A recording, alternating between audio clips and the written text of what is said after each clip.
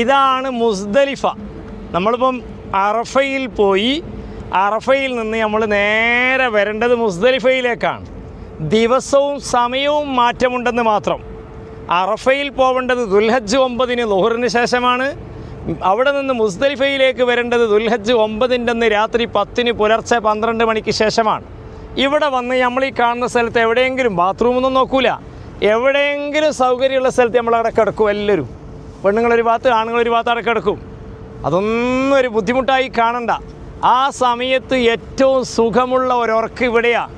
വലിയ പണക്കാരെ കൂടെ ഹജ്ജിനൊക്കെ വരാൻ കഴിഞ്ഞിട്ടുണ്ട്. അവരൊക്കെ പറയാറുണ്ട്, ഉസ്താദേ 5 സ്റ്റാറും 7 സ്റ്റാറും ഹോട്ടലൊക്കെ ഞങ്ങൾ താമസിച്ചിട്ടുണ്ട്, ഈ ഒരു ഉറക്കിൻ്റെ സുഖം കിട്ടിയിട്ടില്ല എന്നാ. അപ്പോൾ നിങ്ങളൊക്കെ ഉറങ്ങി കഴിഞ്ഞതിന് ശേഷം ഈ കാണുന്ന കല്ലില്ലേ, ഇതുപോലെയുള്ള ചെറിയ കല്ല് പെറുക്കണം. അല്ലാണ്ട് ഇവിടെ നിന്ന് ഇതാ ഇങ്ങനത്തെ വലിയ കല്ലൊക്കെ ഉണ്ട്, ഇങ്ങനത്തെ വലിയ കല്ലൊന്നും പെറുക്കരുത്. ഈ ചെറിയ കല്ല് പെറുക്കി 70 എണ്ണം നമ്മളൊരു കുപ്പിയിലിടും. 70 എണ്ണം ആവശ്യം, പക്ഷേ നമ്മളൊരു 5-6 കല്ലൊക്കെ കൂടുതലിടും. അത് പെറുക്കി കഴിഞ്ഞ് നമ്മളെന്ത് ചെയ്യും, നേരെ ഇൻഷാ അല്ലാഹ് ഈ മുസ്ദലിഫയിൽ നിന്ന് നമ്മളടുത്ത് ലൊക്കേഷൻ ഉണ്ടാകും, നമ്മൾ മിനായിലേക്ക് നടന്നു പോകും. മിനായിലെ ടെൻറ്റിലെത്തി കഴിഞ്ഞതിന് ശേഷം ദുൽഹജ്ജ് 10 പുലർച്ചെ നമ്മൾ ജംറത്തുൽ അഖബ, 3 ജംറ ഉണ്ട്, ഊലുണ്ട്, വുസ്ത ഉണ്ട്, അക്കബ ഉണ്ട്, ലാസ്റ്റ് ജംറ. അന്നത്തെ ദിവസം ജംറത്തുൽ അഖബൻ്റെ അടുത്ത് പോകും.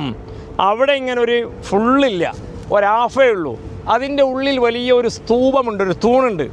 എല്ലാവരും പോയിട്ട് ആ തൂണിനെ എറിയുക. തൂണിനല്ല എറിയേണ്ടത്, നമ്മളതിൻ്റെ അടുത്ത് ദൂരേന്ന് പോയിട്ട് എറിയണ്ട. ഇൻഷാ അല്ലാഹ് നമുക്കടുത്ത് പോയിട്ട് എറിയാം, അതിൻ്റെ അടുത്ത് പോയിട്ട് തന്നെ എറിയാം. നമ്മളതെന്ത് ചെയ്യുക, പേടിക്കാണ്ട് നമ്മളടുത്ത് പോയിട്ട് അവിടുന്ന് പുരുഷന്മാരാണെങ്കിൽ കല്ലെടുത്തിട്ട് അല്ലാഹു അക്ബർ ഇങ്ങനെ അറിയേണ്ടത്. അല്ലാഹു അക്ബർ ഉണ്ടോ, അതുകൊള്ളൂ, അങ്ങനെയാണ് അറിയേണ്ടത്.